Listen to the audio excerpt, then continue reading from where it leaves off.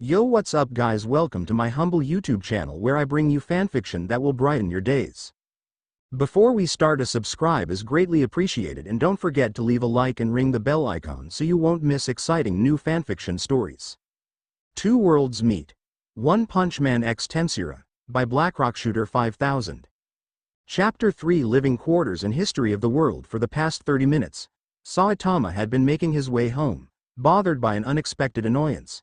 It wasn't the forgotten laundry or misplaced manga that irked him. Surprisingly, it had nothing to do with discounts, which was a rarity. Instead, the issue at hand involved a peculiar group of dressed-up individuals tailing him. To add to the chaos, a pink-haired midget floated around him, bombarding him with an array of questions. How did you become so strong? How long did it take? What's your favorite food? Can you survive in lava? What do you do for fun? Do you enjoy fighting? Milam's cheerful and rapid-fire questioning only intensified Saitama's growing headache, evident in his sigh and temple massage. Man, she's quite the handful. I'm used to either ignoring relentless questions or shutting down monologues with a punch. This, however, is different, especially considering she isn't doing it intentionally, he pondered. As the bald man mulled over his thoughts, Milam continued her relentless questioning while floating around him. Saitama halted her barrage by raising his hand and declaring, "Enough." Milam ceased her questioning, gazing at Saitama. "I don't mind being asked questions, but you're going too fast. Slow down," Saitama remarked, his tone a mix of irritation and calm.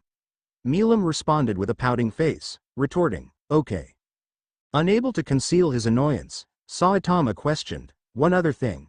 I can't help but notice you all are following me. Why is that?" Milam didn't respond. Instead, Veldora, the storm dragon, stepped forward, draping an arm around Saitama and chuckled. "Ha ha ha, Saitama, don't be like that. We're just trying to get to know you. What better way than to follow you home while talking?" That honestly sounds more like stalker behavior, but let's just say for the sake of argument that's true and go along with it. "Why me? Pretty sure there are better people out there to get to know," Saitama remarked before Veldora could respond. Milam chimed in, "Don't sell yourself short, Saitama. I got a feeling being around you is gonna be hella fun." "If you say so," he said casually. "Not to mention we're fighting tomorrow, so you better not be trying to run from it," Carrera interjected, sporting a cocky attitude. Saitama just sweat dropped at what she said. They eventually reached a cheap-looking building, climbing its stairs. Despite some being unfamiliar with modern technology, the building's shabbiness was evident. "Well, this is where we part ways. See ya around," Saitama declared with a blank face as he unlocked his door.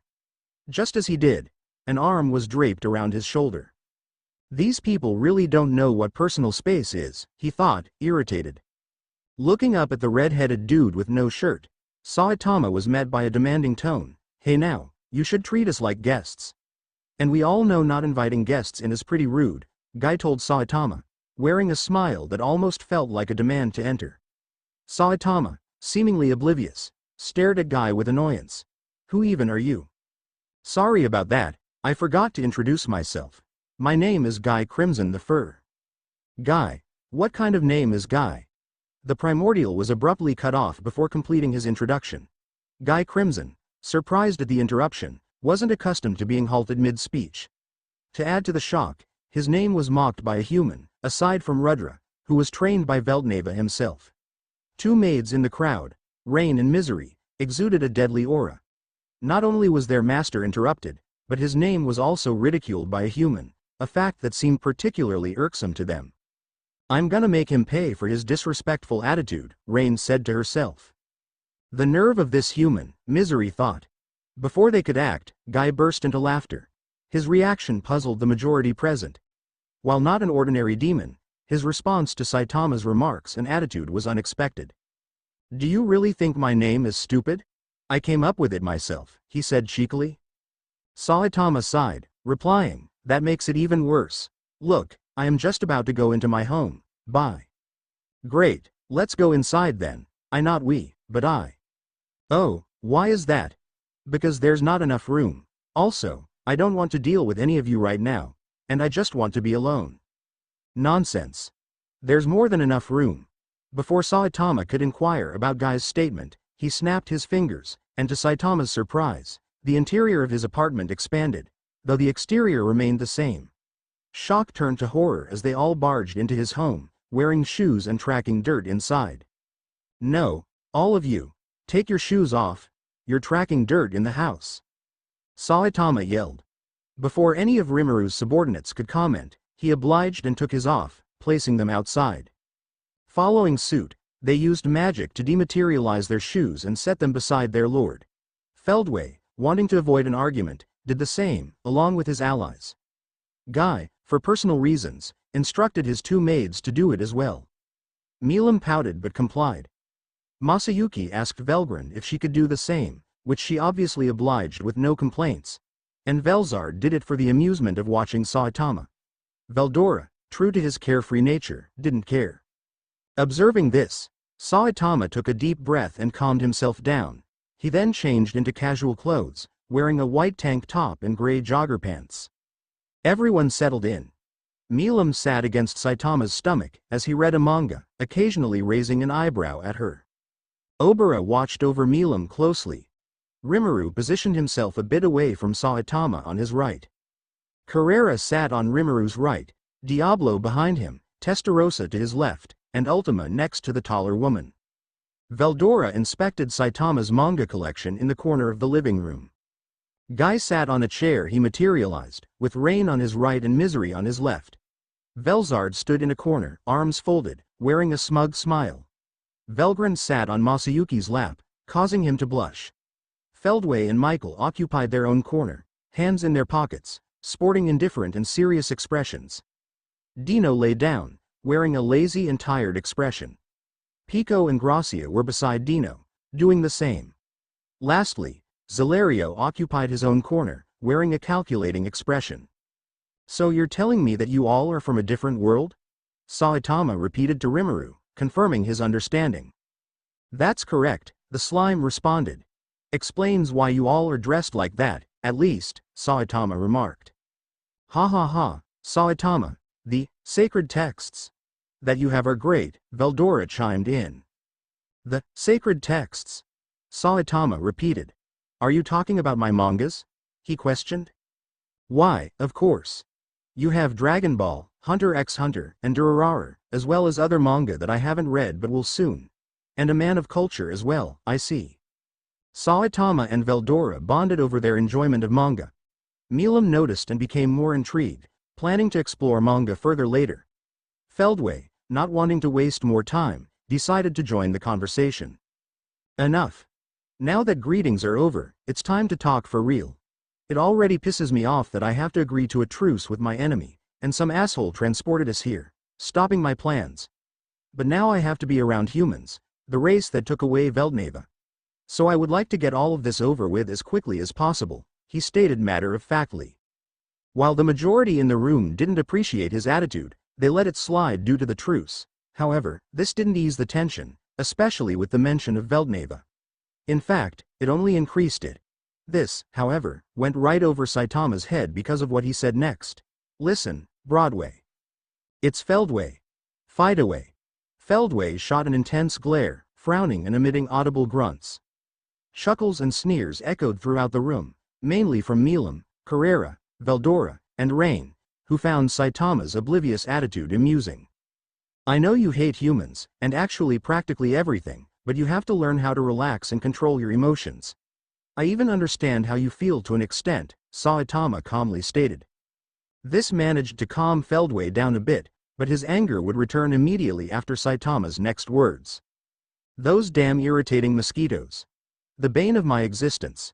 And then there are those times when I'm literally at the counter during a bargain at the supermarket, my stuff already scanned, and they don't even do me a favor when I'm a few seconds late. Let's not even get started on Halloween, when bastards hand me candy corn as a snack. What monster keeps handing those out? Ha. Huh." Intense laughter erupted from Milam, Carrera, Veldora, and Rain. Rimuru barely held in his laughter. Diablo, Testarossa, and Ultima snickered. Guy had a smile on his face, amused by the bald man. Velzard's smile resembled that of a yandere finding something entertaining. Masayuki was confused. Velgrind, similarly puzzled, had a slight smile. Obera had a sweat drop on the back of her head. Zalario was neutral. Dino, asleep, wasn't paying attention. Pico and Gracia were somber. However, both Feldway and Michael were visibly pissed. Milam. Ha ha ha, I don't know what's more funny, ha ha ha. Carrera. Ha ha ha. The fact that you kept getting Feldway's name wrong, saying it as if it were right with so much confidence, ha ha ha. Veldora. Ha ha. The fact that those are actual problems to you. I mean, a mosquito, really? Ha ha ha. Rain. Or the fact that you're actually serious, ha ha ha. Saitama was genuinely confused about the reactions they were giving him. The only reason Feldway and Michael didn't attack Saitama was because there were people in the room who wouldn't let them. Velzard would probably protect him, for some sick twisted reason. Saitama-sen. Fortunately, before this went on, the front door opened up, causing everyone to immediately stop whatever they were doing to look at whoever it was. Oh, sup Genos, Saitama nonchalantly greeted. Genos was taken aback by how many people were in the room. Not only that, it looked like the place got bigger for some unexplained reason. However, what really surprised him was that these were the same energy signatures that he had felt head towards his master's abode some time ago. Sensei, who are all of these people? The cyborg questioned. Saitama wasn't the one to answer. Instead, it was Milam. We're his friends, she shouted excitedly. There were murmurs of, no, we are not, or, it's something all right, and, we're getting there. Ignoring this, Saitama started to talk to Genos. So where have you been? I was letting my core recharge, then I went to Dr. Kuseno for a change of clothes. Oh, okay. Suddenly, Saitama realized that Genos could talk to them, as that was more Genos' thing than his. Yo Genos. Can you explain the history of our world to them? Genos was confused but did it anyway. What do you all want to know? He asked in a serious and menacing tone. Of course, it didn't work. They just told him what they wanted to know. Just tell us everything that is important, Feldway impatiently demanded. And anything that can help us understand how your world operates, Rimuru quickly added. Hearing this just made Genos more confused. Why did he say, your world? Are they aliens or something?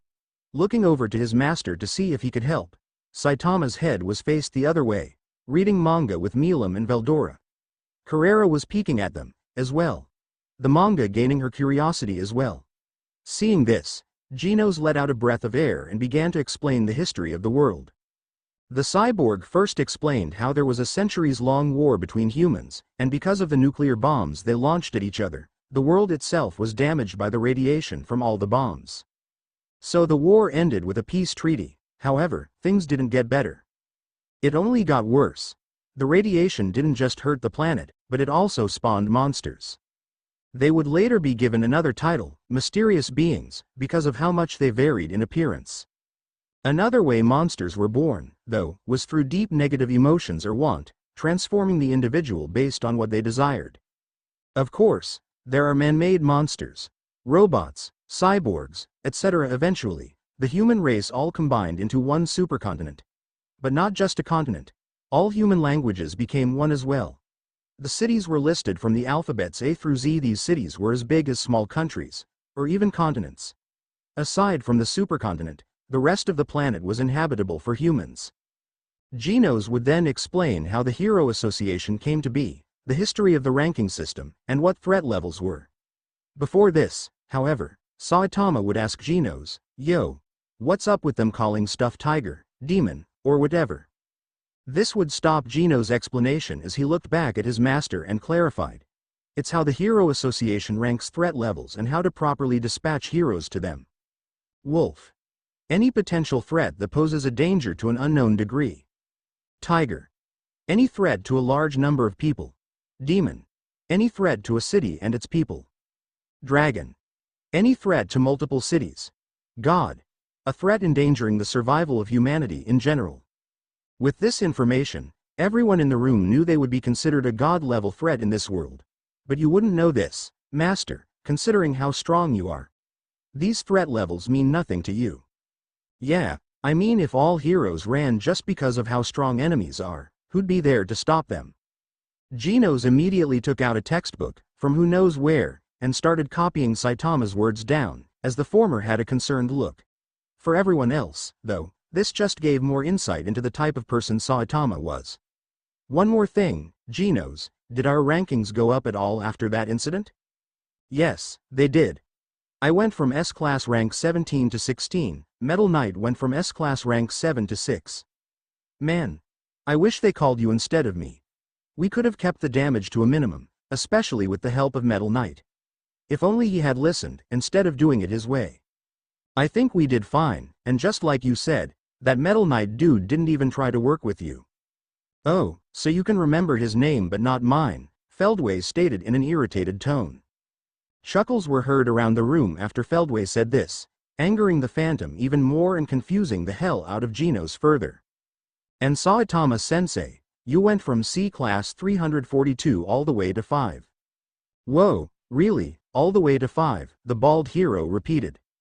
Yes. Genos was interrupted, however, by people around the room. Why the hell are you ranked so low? Milam asked, surprised. Yeah, there's no way you should be that low, Rimuru stated. Ha ha ha, how sad, Carrera taunted. Shut up, Saitama yelled at the primordial. Don't make fun of Master, you damn blonde bimbo.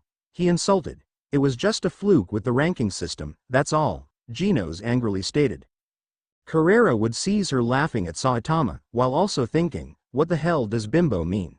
The primordial wasn't aware of what the word meant. However, judging from Genos' tone, she knew that it was an insult. Carrera immediately got pissed upon the realization that she was just insulted. So she stomped towards Genos, with her blue eyes glowing a dangerous hue. Who the hell do you think you're talking to like that? She grabbed Genos by the collar, lifting him off the ground, with her fist clenched. She was about to punch him but was stopped. Hey now, let's not break anything. This is still my home, Saitama said, with his hand on her arm. She just stared at him, as the cyborg would comment, Master, I will not fail you. I will defeat her, Genos declared. You talk big for a fucking weakling, she insulted. Enough you two, Rimuru and Saitama both stated. Scoffing from annoyance at Genos, Carrera listened to her master as she reluctantly let him go. Genos just glared at the former. Later that night, in the same building, different units. After a few more hours at Saitama's place, people went into different sections of the building. Milam, Carrera, and Rain stayed at his place, even though he and Genos protested. Rimuru had moved next door to Saitama's unit alongside Veldora, Diablo, Testarossa, and Ultima. Guy, Velzard, and Misery were next to Rimuru's unit, having a serious conversation. Masayuki and Velgrand had their own place, just below Saitama's, too busy doing the Devil's Tango. If you get my drift smirk. Feldway, Michael, Dino, Pico, and Gracia were below them. Obera and Zalario decided to keep watch on the building while everyone else did their own thing. At Rimuru's place _so, Seal, what did you discover about Saitama and the rules of this world?